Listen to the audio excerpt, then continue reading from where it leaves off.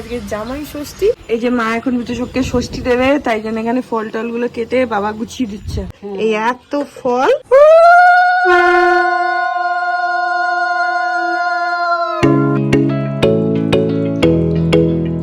Good morning everyone, welcome back to my channel. আমি প্রতীক্ষা মিত্র চক্রবর্তী আর তোমরা দেখছো আমার ব্লগ চ্যানেল প্রতীক্ষা মিত্র ব্লগস।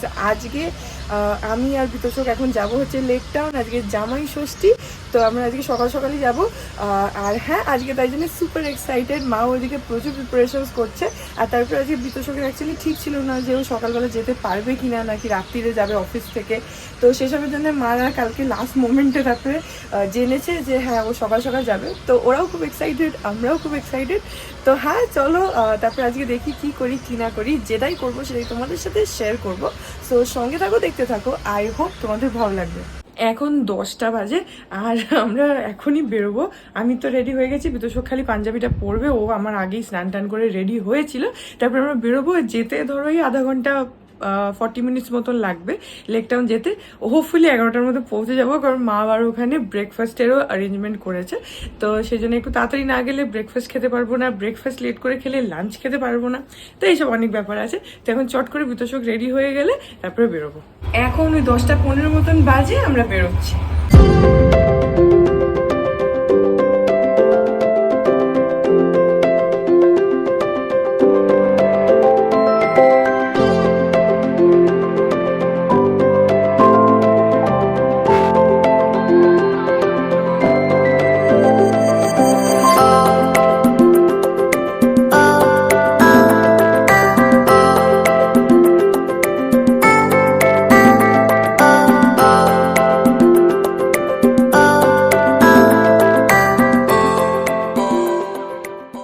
এখন 11টা 15 বাজে, আমরা পৌঁছে গেলাম লেক টাউন। পৌঁছে যেতাম আরো 15 মিনিট আগে। এখানে এই যশোর লেক টাউনের মুখটা আছে না, একটা সিগন্যাল করেছে এত বাজে, মানে যখনই দাঁড়াবে তুমি অ্যাটলিস্ট মানে 10 থেকে 15 মিনিট দাঁড়িয়ে থাকতে হবে, বিরক্ত লাগে।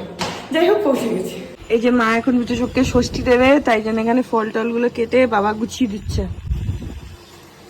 বাবা কিন্তু খুব সুন্দর করে তরমুজ কাটে, একদম আর্টিস্টিক ওয়েতে। ট্যালেন্ট আছে আমার বাবার। সেটা স্বীকার করলো না, বাবা খুব সুন্দর করে করে তরমুজ কাটে, কেউ স্বীকার করলো না। আর যখন মানে দুপুরবেলা তরমুজ নিয়ে আসে, তারপরে সেটা খাওয়ার পরে এরকম গোল গোল স্লাইস করে করে করে করে তরমুজ কেটে তারপরে আমরা খাই।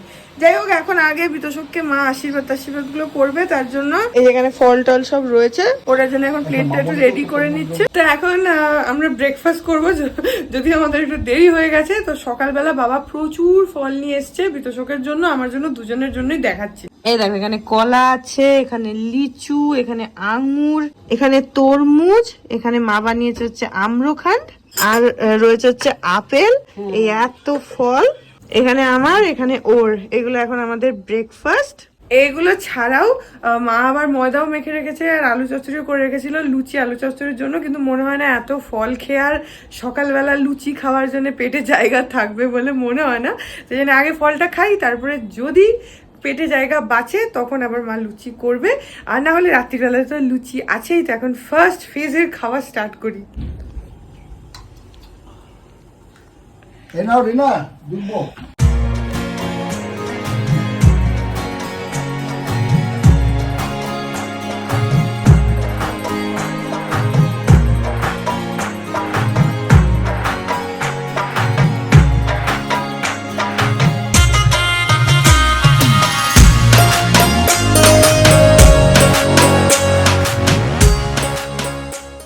এর দুবোটা এখানে রাখো। হ্যাঁ, ওখান থেকে নাও, দুব্বো নাও, আর হাতের থেকে এটা, হাতে এটা নাও নিয়ে।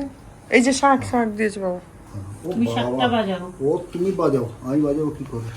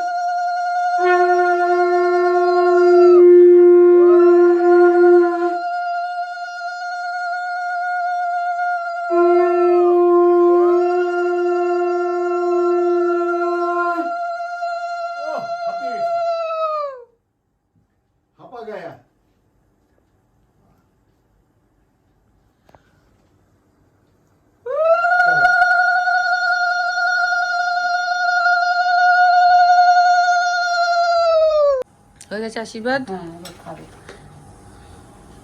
ধরো।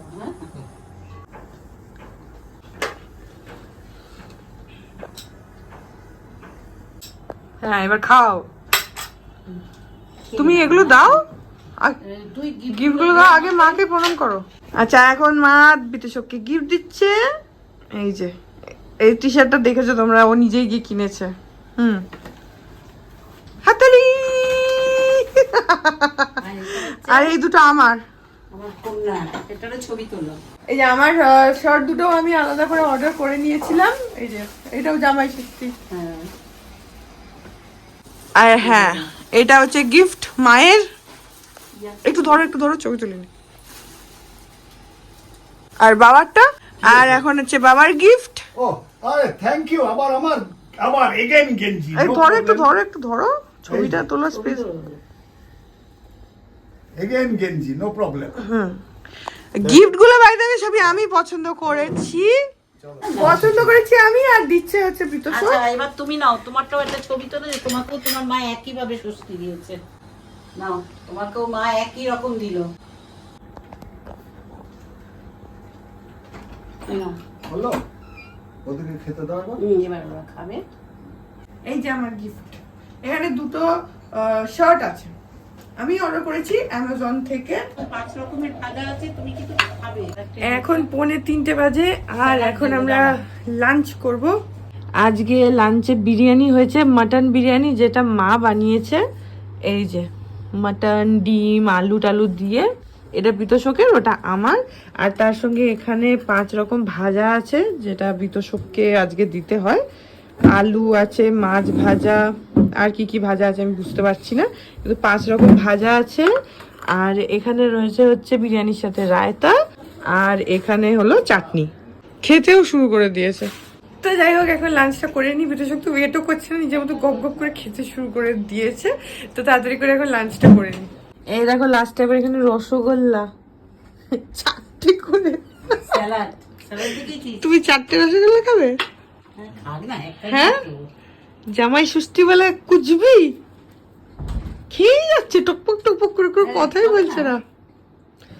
আচ্ছা এখানে রসগোল্লা, আর এখানে স্যালাড রয়েছে। এই তো খেয়েই যাচ্ছে তো মজে সে। কি গো? হ্যাঁ কি বলো?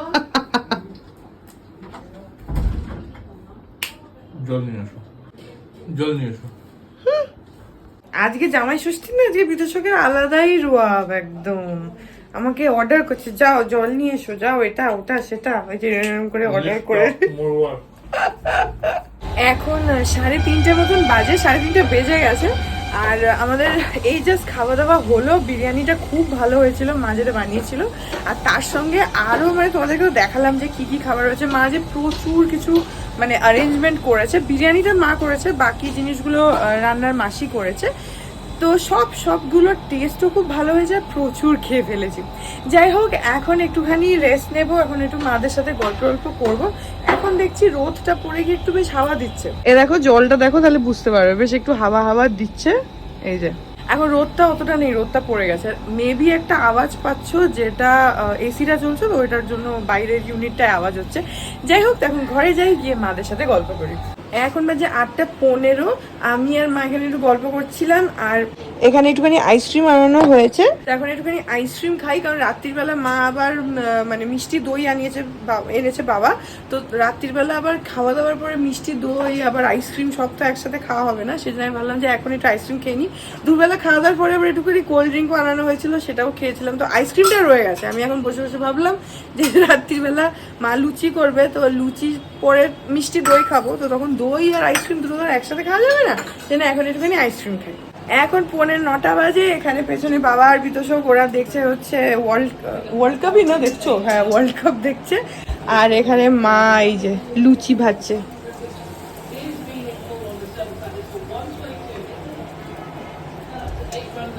রাত্রিবেলা বললামই যে লুচি, আর তার সাথে আর কি আছে মা? ডিমের কষা। সকালে আলু চচ্চড়ি করেছিলাম, খাসনি তো তোরা, সেই জন্য একটু তুলে রেখেছি একটু তোদের জন্য। আচ্ছা। আর দই। ডিম কষা, আলু চচ্চড়ি আর হচ্ছে মিষ্টি দই যেটা বললাম, আর ওখানে বাবা আর বিতোষক ওই যে বললাম ওয়ার্ল্ড কাপ দেখছে। এই যে বাবা, বিতোষক এখানে, বাবা ওখানে।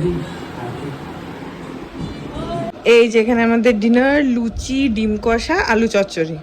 এখন অলমোস্ট রাত 9:30 বাজে, আমাদের খাওয়া দাওয়া সবকিছু হয়ে গেছে। আর আজকে সারাদিন প্রচুর খাওয়া হয়েছে, একদম মানে ধাপে ধাপে খাওয়া হয়েছে। তো যাই হোক, এখন আমরা বেরিয়ে যাব। ভেবেছিলাম 9টা নাগাদ বেরোবো, কিন্তু তারপরে খাওয়া দাওয়া করে রেডি টেডি হতে হতে এখন প্রায় 9:20 মতন বাজে। তো এখন রেডি হয়ে গেছি, এখন বেরোই। এখন বেরিয়ে গেলাম সোজা বাড়ি। এখন বাজে 10:30 আর আমরা বাড়ি চলে এসেছি।